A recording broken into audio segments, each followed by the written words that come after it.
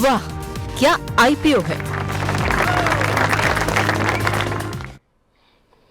वाह क्या आईपीओ है। जी हाँ, और आज की जो लिस्टिंग हुई है वो कह सकते हैं वाह क्या लिस्टिंग है। इरिडा की लिस्टिंग हुई है, शानदार लिस्टिंग हुई है, और लिस्टिंग के बाद भी हमने देखा कि शेयर में अच्छी खासी बढ़त देखने को मिली है। किस तरह की लिस्टिंग रही, क्या कुछ फंडामेंटल सभी कह रहे हैं, और आगे आने वाले जो लिस्ट होने वाले शेयर्स हैं उनमें क्या स्ट्रेटजी होनी चाहिए, इन तमाम सवालों के जवाब हम तलाशेंगे हमारे इस खास सेगमेंट में। शौर्य हर रोज़ की तरह हमारे साथ जुड़ चुके हैं। शौर्य, सबसे पहले तो आपसे जानना यही चाहेंगे, काफ़ी शानदार लिस्टिंग, जिस तरह की उम्मीदें हमने जताई थी, जिस तरह का ग्रे मार्केट प्रीमियम हम बता रहे थे, उसी के इर्द गिर्द लिस्टिंग होती हुई दिखाई दी। जी, लिस्टिंग आज बहुत ही शानदार रही है। 56.25% के प्रीमियम पर लिस्ट होता हुआ नजर आया है। इशू प्राइस था 32 रुपीज़ और एनएससी पर 50 रुपये पर खुला, और उसके बाद और ज़्यादा ऊपर आते हुए स्टॉक को देखा गया था। अब सब्सक्रिप्शन इसका काफ़ी ज़्यादा हुआ था, लगभग 39 टाइम्स सब्सक्राइब हुआ था, और कंपनी ने कुल 2150 करोड़ जुटाए थे। अब वही क्वेश्चन आते हैं, इतना सब्सक्राइब हो गया, रिटर्न अच्छा है, तो काफ़ी लोगों को नहीं मिल पाया होगा, तो क्या इस लेवल पर भी खरीदारी कर सकते हैं, या फिर अभी थोड़ा वेट करें, पहले स्टॉक को सेटल होने दें, उसके बाद फिर नई पोजीशन बनाएं? ये बड़ा महत्वपूर्ण सवाल है। पहले तो ये पूछ लेते हैं, खैर कुछ दर्शक हमारे थे जो कि धन्यवाद दे रहे थे। मनी 9 का शायद अजमल साहब थे, और वो कह रहे थे कि उन्होंने प्रॉफिट अपना बुक कर लिया, लेकिन बहुत सारे हैं, जैसे हिना जी हैं, और भी कई लोग हैं जो कि अभी तक होल्ड कर रहे हैं, और आज 85% के आसपास का मूव अब आ चुका है शेयर के अंदर। सर, क्या सलाह रहेगी आपकी इरिडा आईपीओ को लेकर के? काफ़ी शानदार लिस्टिंग देखने को मिली है। देखिए, हमने भी आपके चैनल पे सलाह दिया था कि कंपनी को खरीदना चाहिए, क्योंकि गिवन द काइंड ऑफ जो अपॉर्चुनिटी साइज है, और सबसे बड़ी चीज़ रही है इसमें कि एग्रेसिव जो है आईपीओ प्राइसिंग नहीं की गई थी, जिसके कारण कि एक जो opportunity at the hand of investor रखा गया था, और कंपनी को बहुत ही अच्छी तरह से प्राइस जो कि वन टाइम से थोड़ा सा ऊपर ऑफ इट्स बुक वैल्यू रखा गया था।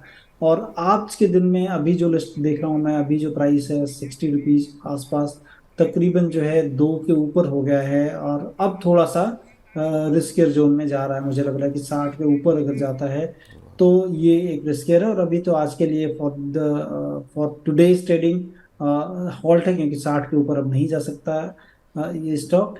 तो सबसे पहली चीज़ आप देखें कि जो चीज़ें हैं, चूंकि मार्केट बुलिश है, सेंटिमेंट अच्छे हैं, लोगों को अपॉर्चुनिटी साइज ज़्यादा दिख रही है, तो ये थोड़ा सा महंगा होते जा रहा शेयर।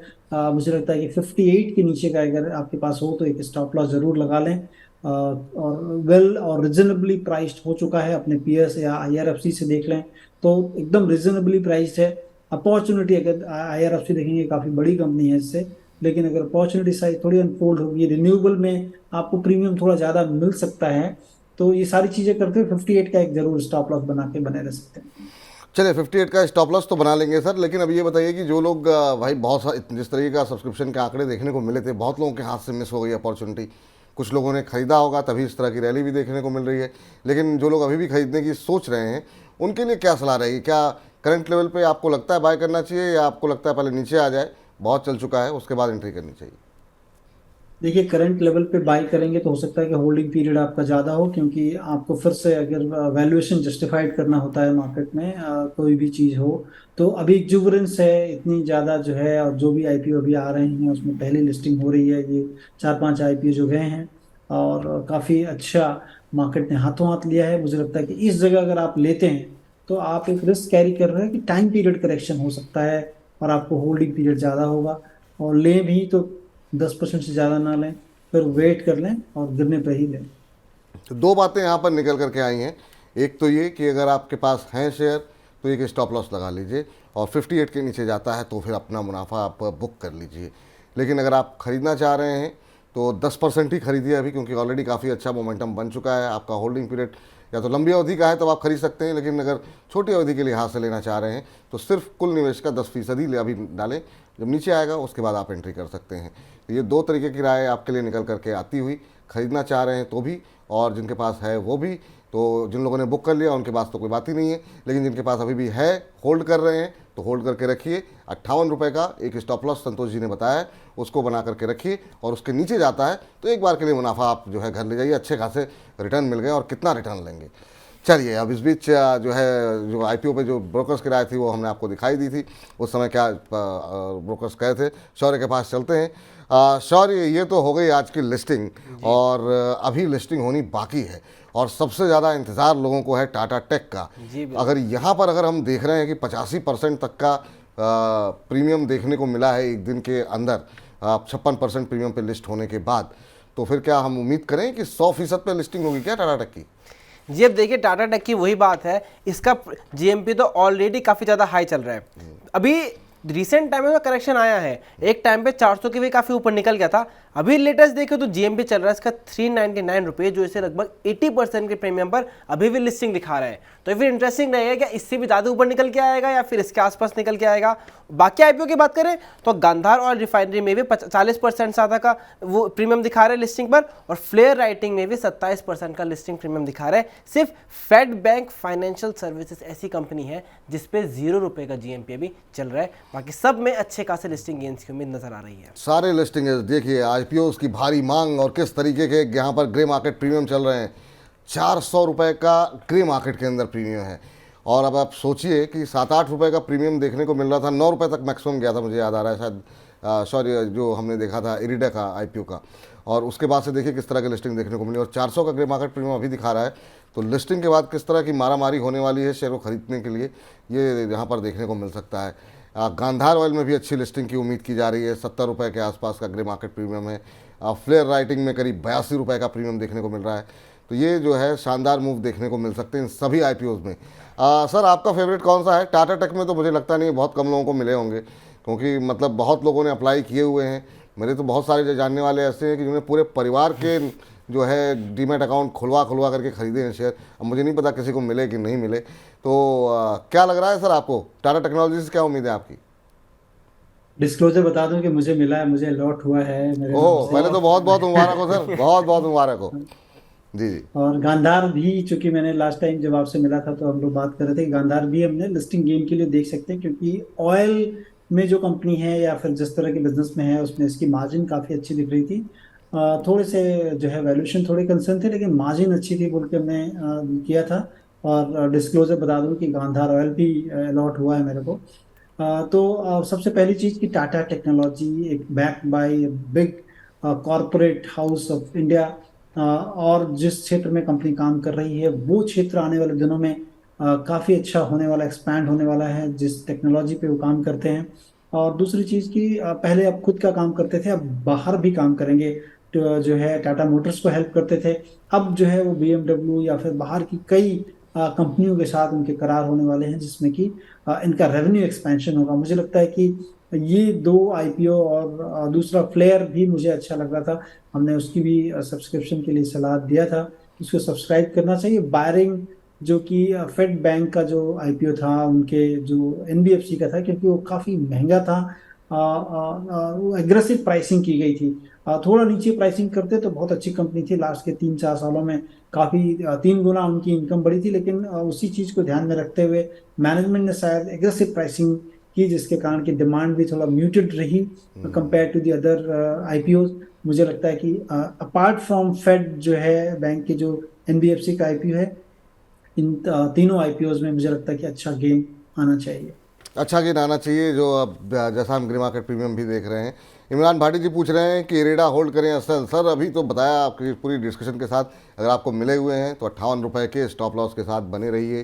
फ्रेश एंट्री जिनको लेनी है वो पूरे पैसे एक मुश्त ना लगाएं, काफ़ी तेज़ी आ चुकी है। आप 10% ही अपने कुल निवेश का लगाना चाहें तो लगा सकते हैं, गिरावट आए दोबारा एंट्री कर सकते हैं। उम्मीद करते हैं भाटी साहब आपको उत्तर मिल गया होगा। और इस बीच सर, अगर इनमें से किसी को होल्ड करना हो, ये जो 3 आईपीओज़ हैं, तो आप किसको होल्ड करना पसंद करेंगे? टाटा टेक्नोलॉजी चूँकि आपको मिल चुके हैं, गांधार पे होल्ड करना चाहिए, या फिर चूँकि फेड बैंक को लेकर के अभी भी हम देख रहे हैं थोड़ी सुस्त लिस्टिंग हो सकती है, या फिर आपको फ्लेयर राइटिंग, कौन सा होल्ड करना चाहेंगे आप?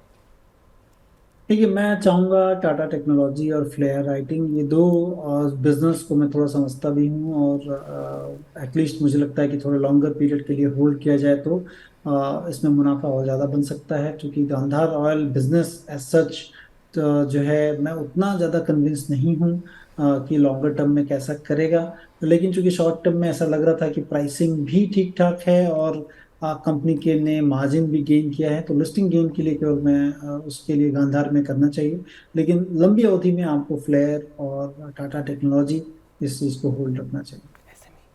जी चलिए, तो ये तो थी उन आईपीओस की बात। अब कल लिस्ट होंगे ये आईपीओस, देखते हैं किसको किस्मत में जो है ये शेयर मिले हुए हैं और जिनको मिले हैं उनको क्या करना चाहिए। कल हमारे साथ अरुण केजरीवाल जी होंगे, तो उनसे और डिटेल में डिस्कस करेंगे लिस्टिंग किस तरीके से हो रही है। अभी तो ये हम अनुमान लगा रहे हैं। शौर्य के पास चलते हैं, एसएमई आईपीओस के बारे में जरा अपडेट ले लेते हैं। शौर्य, एसएमई आईपीओस में क्या हालचाल? जी, एसएमई में 3 आईपीओ खुले हुए हैं, उन तीनों पर नजर डाल लेते हैं। पहला है स्वास्तिक प्लास्कॉन, जिसका आज आखिरी दिन है। उसका प्राइस बैंड 80 से लेके 86 रुपीज़ का, और कंपनी 40 करोड़ जुटा रही है, जो पूरा ही फ्रेश इशू है। और आज 12:15 बजे तक ये 4 गुना के लगभग बढ़ चुका था। जीएमपी चल रहा है इसका 7 रुपये। फिर कंपनी है एएमआईसी फोर्जिंग, ये आईपीओ आज खुला है और 1 दिसंबर तक खुला रहेगा।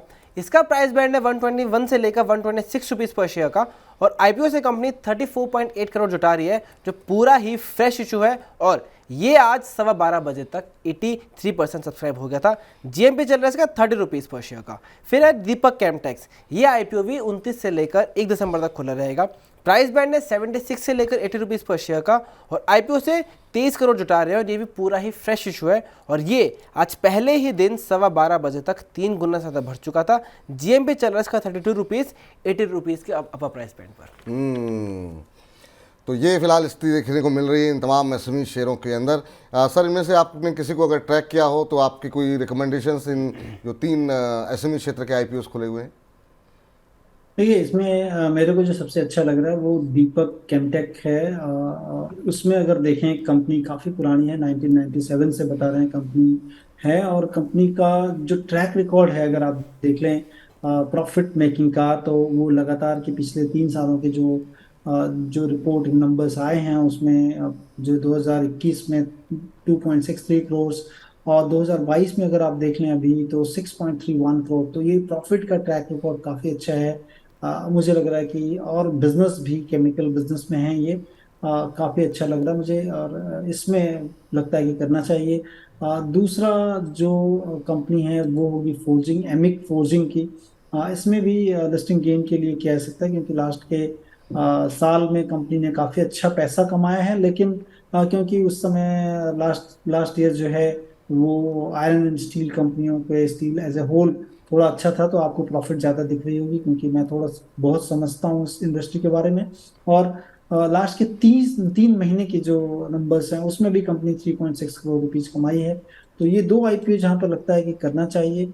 और दूसरी जो तीसरा जो आईपीओ है स्वास्तिक प्लास्कॉन, इसमें देखिए इसके नंबर्स को देख के थोड़ी सी शंका सी होती है, क्योंकि रेवेन्यू में कोई ज़्यादा बढ़ोतरी नहीं हुई।